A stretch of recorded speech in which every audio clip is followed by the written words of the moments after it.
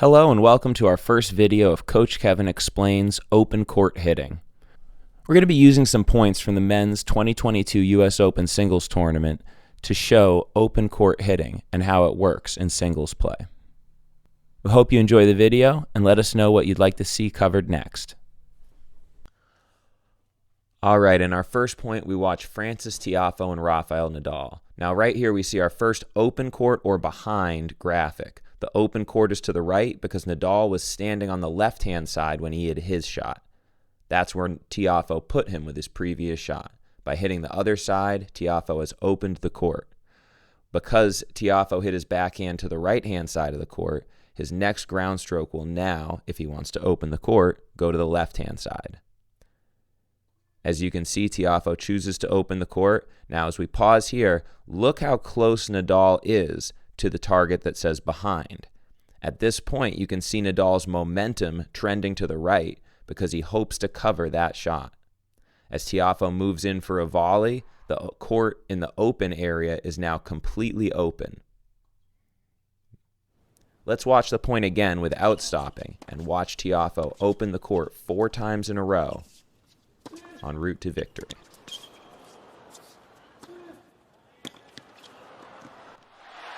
In our next point, we watch the same 2 players. Now, Tiafoe is going to continue working on opening the court, but on a serve return, it's best to go behind the player sometimes. Behind is a safer target and allows Tiafoe to swing freely on the return without worrying about missing. When he gets this forehand in control, however, he chooses to open the court and then gets a look at this backhand. Now, I think that Nadal, when he went down the line with that ball, he chose to give Tiafoe the opportunity to open the court. As you see, Tiafoe takes the next backhand and opens the court again, punishing Nadal for giving him the opening. As we watch the point in real time, Tiafoe goes behind Nadal once and opens the court effectively 3 straight times. He got it! Watch Tiafoe's momentum and Nadal's momentum. Both of them have a foot on the baseline. But as Tiafoe strikes the ball, Nadal is backing up and tracking towards the behind target. Great read by Tiafoe to open the court. In our next point, we're watching Sinner and Alcaraz. This was my favorite match of the 2022 US Open, and I believe the highest level match played. We see Sinner look to open the court and continue to stand up on the baseline. As he looks towards his targets, his mindset is clearly to open the court, as his first 3 forehands are all directed where Alcaraz is not. He attacks a 4th one and moves forward. He eventually makes it to net with an opportunity to open the court once more. The volley doesn't quite get to where he's hoping, and this backhand overhead is a very fascinating scenario. Sinner has the knowledge to know that he cannot put the backhand overhead away from the position he's in. It's arguably the most difficult shot in tennis to hit with any offensive capability. When he chooses to go behind Alcaraz on this shot, he allows himself to grip this next forehand from the baseline and return to his open court targeting. As we watch the point in real time, you can appreciate Sinner's desire to open the court, but his knowledge of what his ability is when that backhand overhead comes.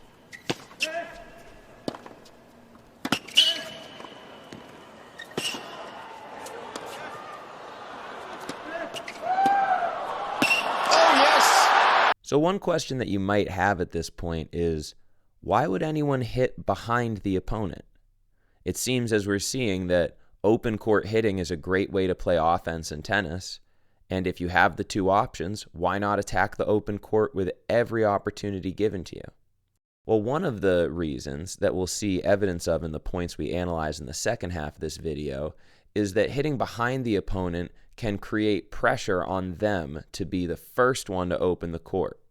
Sometimes the best time to open the court is after an opponent tries to open the court ineffectively. When they do this, they provide an opening on the other side of the court that they're not yet covering, and if we're able to attack the ball in that direction, it can be some of our most effective opportunities to open the court. Another reason to be concerned about trying to open the court is being predictable. If we do the same thing every time in tennis, We're going to allow good defenders and just smart opponents to predict where we're going to hit our shot. As we were analyzing points, we mentioned that a good defensive player would like to be right in the middle of their opponent's full range of shot options. If you're standing right in between the two spots that say open and behind them on our graphic, then you're probably going to be fairly well prepared to return either option. However, if you're a smart player and you can predict from the opponent's footwork, demeanor, and choices thus far in the match which direction they're going to go, you don't have to stand in the middle. You can shade subtly towards that direction, or if you're confident enough in your read, you can wholly commit to one direction and take away an opponent's offensive opportunity. For this reason, we can't go open court over and over and over again against good opponents, because they will predict our direction of hitting and they will start to open the court off of our less effective opens, essentially giving them an advantage. Here we watch Tiafoe and Alcaraz play, and we see Tiafoe choose to open the court. Look how far inside the baseline he's standing versus Alcaraz, who's way behind it. It should make sense to play offense and open the court here. However, opening the court twice with a volley that wasn't quite a put-away was not the recipe for success against a great defender like Alcaraz. Again, we watch a player, Sinner in this case, choose to open the court from what looks like a great offensive opportunity against Alcaraz. Once again, it's predictable and it gets punished. Check here Tiafoe and Alcaraz playing. Tiafoe may have checked the game plan in terms of what type of a defender he's facing and chosen to mix up his targeting. Instead of going open court predominantly like he did against Nadal, watch Tiafoe go behind Alcaraz twice to essentially get an easy point. First, the backhand behind him, and second, the short forehand. Alcaraz has to respect Tiafoe's open court hitting, and he chooses not to wait on the behind him target. Check out this point here between Alcaraz and Tiafoe. We've talked a lot about opening the court, but look how both players choose to go behind the opponent on a big match point. A lot of lesser tennis commentators will talk about fear of missing in a spot like this. But what we need to understand as tennis players is it's not just our winners that win us matches, it's also our opponent's errors. When we choose to not open the court and hit behind our opponent, we're forcing them to open the court. Let's imagine for a moment that both Alcaraz and Tiafoe are confident that if the opponent was to hit a down-the-line backhand, they could cover it and hit a big cross-court forehand, potentially to win the point. This game of cat and mouse continues until Tiafoe's shot hits the net and forces Alcaraz to change the action. He goes with the cross-court drop shot, and Tiafoe does not like the options he's looking at. He sees the court with the behind him target that he has hit repeatedly without generating an error, and the open court target that he has chosen not to attack thus far. Since he's slicing a low ball, this is not the chance he had wanted to attack the open court that he'd been waiting for. So, when he sees this short ball, he chooses the one creative option left, opening the court in a short direction using a drop shot.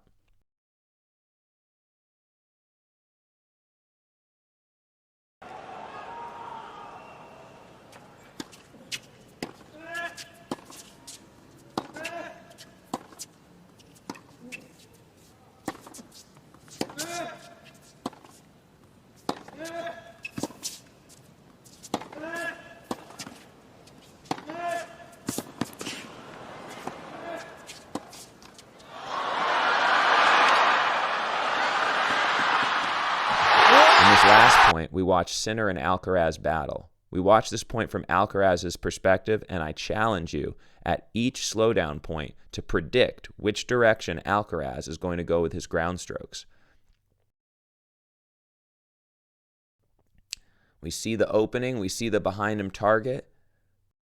We'll call it at the end of the point in terms of what direction each shot was going. But we see Alcaraz's variety in this rally in terms of being willing to hit both open and behind targets in the same point.